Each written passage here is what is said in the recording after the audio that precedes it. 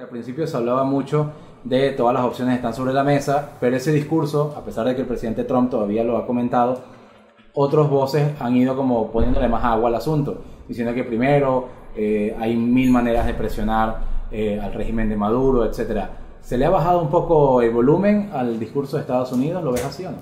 No, yo lo veo muy firme, y al igual que el nuestro.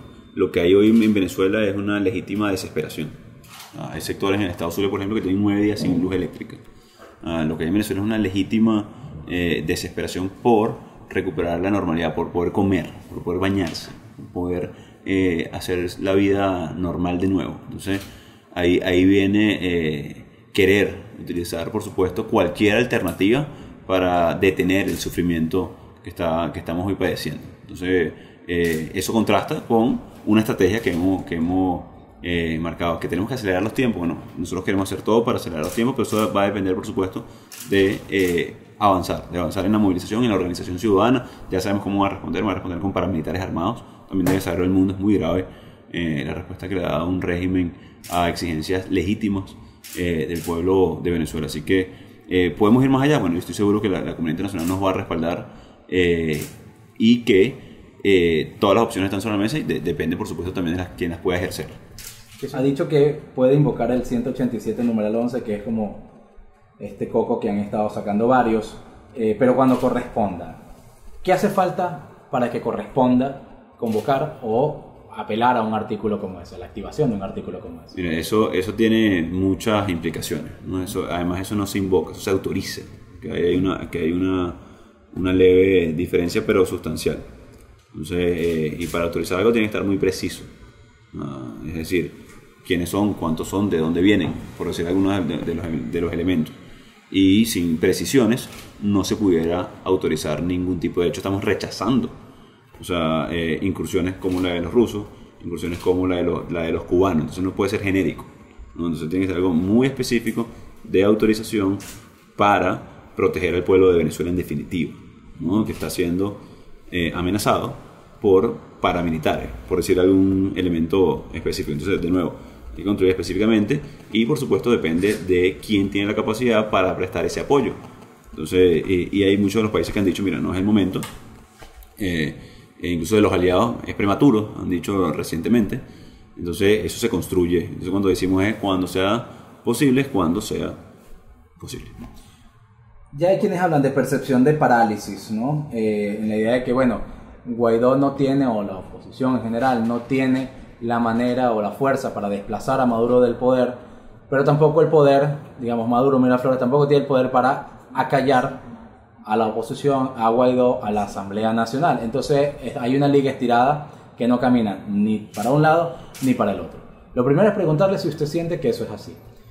Y independientemente de su respuesta, ¿cómo hacer para que esa percepción que algunos ya están teniendo y que la realidad pareciera estar allí, ¿qué puede servir como válvula de escape a un juego que pareciera o luce medianamente trancado? Varias cosas. Uno, no hay una... Porque dicho de esa manera sonaría como que hay polarización en Venezuela. No hay polarización en Venezuela. Hay 91% de la población deseando que se vaya Maduro, rechazando la usurpación. Eso creo que es lo primero.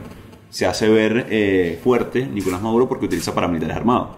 No sé, porque ejerce la fuerza bruta en contra de una manifestación, un movimiento absolutamente pacífico, constitucional, democrático, que busca mejorar la vida del venezolano, devolver la calidad de vida al ciudadano. Entonces, eso es lo primero que hay que diferenciar en ese sentido. Y por supuesto que estamos en un proceso de insistencia. Se ven avances, claro que hay avances, no tan rápido como quisiéramos, porque lo que todos queremos, insisto, es que de una vez por todas superemos esta tragedia, pero somos una amplia mayoría movilizada, y hoy, más allá de una situación, lo que le pone es costo el régimen en una transición. Ellos están y se lo ponen también a ellos, los costos de salida, los costos de poder tener incluso posibilidades políticas ciertas. En el 2016, cuando ellos se niegan a la Asamblea Nacional, cuando ellos se niegan a la democracia en definitiva, también decretaron políticamente otro camino. O sea, decretaron por la vía de los hechos que iban hacia una dictadura. Y hoy, en este proceso de desastre, de tragedia nacional, la única victoria que queremos los venezolanos es recuperar la normalidad. Y eso no lo vamos a tener, y lo sabemos hasta que termine esta dictadura. ¿Por qué no ha ocurrido, y saber si lo esperaban, quiebres de la alianza gobernante desde el punto de vista burocrático? Y me refiero, en 2017, por ejemplo, uno de los quiebres más emblemáticos fue el de Luis Ortega Díaz.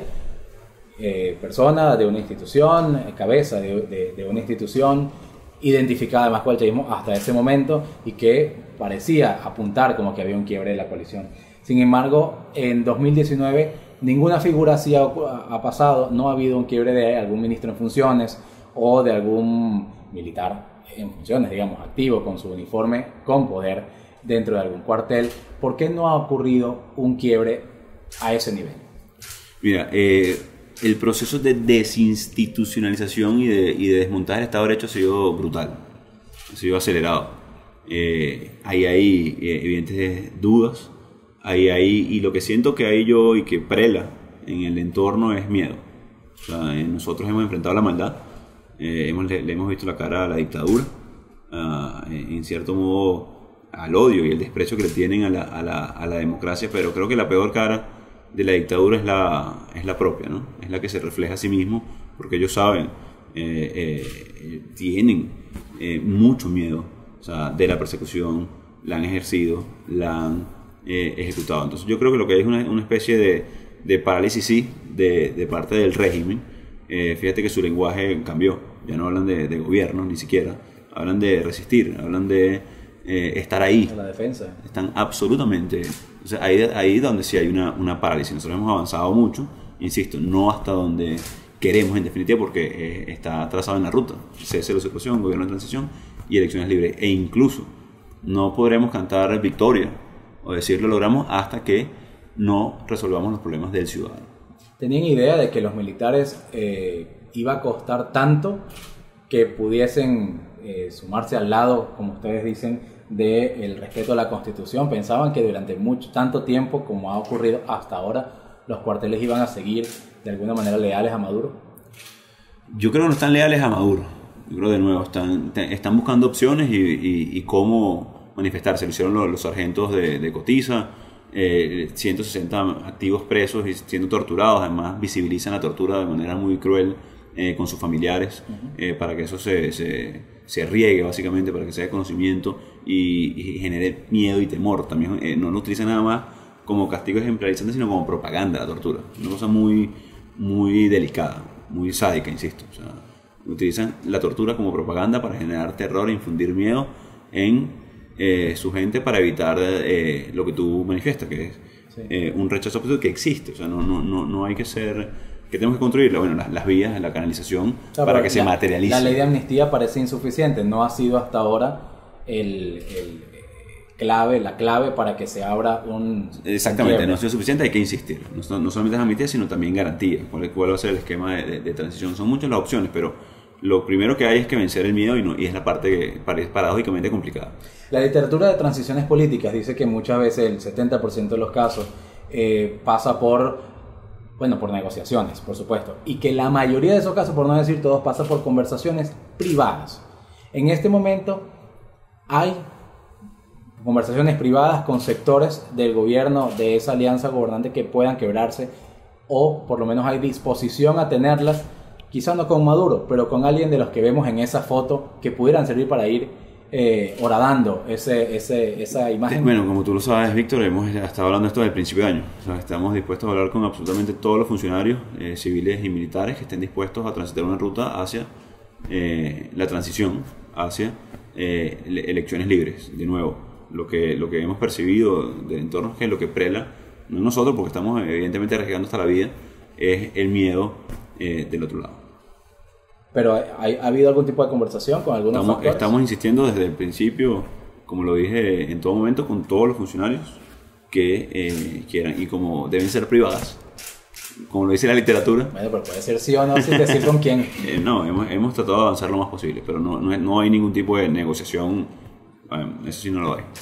Una de las ideas que han puesto varios analistas en la mesa es que buena parte de la resolución del conflicto venezolano, de buscar una salida del conflicto venezolano, pasa por entenderse directamente con Cuba. ¿Crees que eso es así? Y si usted cree que eso es así, ¿hay alguna manera de llegar a comunicarse directamente con Cuba para tratar de hablar con quien en teoría mueve los hilos? Y lo hemos dicho varias veces, la injerencia real que existe en Venezuela es de Cuba sobre Venezuela, que ha permitido Nicolás Maduro Moro, incluso permitiendo la participación de militares cubanos o agentes de inteligencia para investigar sobre las Fuerzas Armadas, porque saben que hay un descontento generalizado en toda la población, incluido las Fuerzas Armadas. Y lo hemos dicho desde el 5 de enero. Vamos a hablar con quien tengamos que hablar para llegar al cese de la usurpación, construir la transición y tener elecciones libres. Pero pareciera que Cuba está más arraigada al subsidio petrolero que le enviaba Nicolás Maduro, el cual también hemos buscado limitar, porque lo utilizan de nuevo para oprimir al pueblo de Venezuela. Juan Guaidó está dispuesto a cambiar el orden de los tres pasos: cese de la usurpación, gobierno de transición y elecciones libres. ¿Está dispuesto a cambiar el orden de eso? Eso se ha discutido. Hay propuestas de que las elecciones libres pasen más adelante y que sea lo que haga paso a un gobierno de transición. Para que haya una elección realmente libre, debemos nosotros tener las condiciones, y por eso se ha determinado en ese esquema. Así que el esquema es cese de usurpación, gobierno de transición, que tiene significado, que es reinstitucionalizar, que es un nuevo CNE, que es poder estabilizar el país, atender la emergencia y tener la elección libre. ¿Qué significa para Juan Guaidó que Nicolás Maduro haya dicho que él es el primer defensor de los colectivos, como lo dijo este miércoles en la noche? Bueno, está encerrado en su discurso, está secuestrado de su propio radicalismo. Se está manifestando a favor, porque una cosa son colectivos y una cosa son paramilitares armados. O sea, ellos tratan de suavizar la imagen. Hay colectivos, sí hay colectivos, pero esto que ejercieron y lo que está hablando Maduro son de paramilitares armados y financiados por el régimen. Eso es delito de lesa humanidad. Entonces es muy delicado y no pretendo suavizarlo de ningún tipo. No, es muy grave, muy delicado que busquen masacrar, como lo hicieron, por cierto, con indígenas de la etnia Pemón en el sur del país. Ahí están claramente las evidencias, hacen llamados constantemente, incluso Diosdado Cabello se retrataba como si fuera una gracia o una amenaza velada al pueblo de Venezuela, cosa que no es así, que tiene por supuesto consecuencias en lo inmediato. ¿Por qué habla de simulacro de la Operación Libertad? ¿Con qué se come un simulacro de la Operación Libertad? Bueno, a lo mejor no fue la mejor palabra realmente, pero es organización. O sea, no puedes marchar al centro de Caracas si no estás organizado, si no te cuentas con los números necesarios, si no sabes cómo defenderte de los colectivos, si no sabes, o mejor dicho, los paramilitares. Entonces, más que un simulacro, es la posibilidad y la capacidad de organización de la ciudadanía en puntos de concentración, en información, por supuesto, organización.